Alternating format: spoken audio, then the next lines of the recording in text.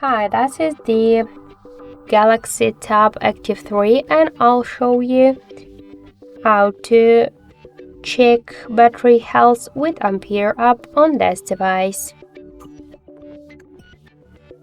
So first we should open the Play Store app and in the search bar we should enter the Ampere. And now we should get this application, so tap the install button and wait a couple of seconds.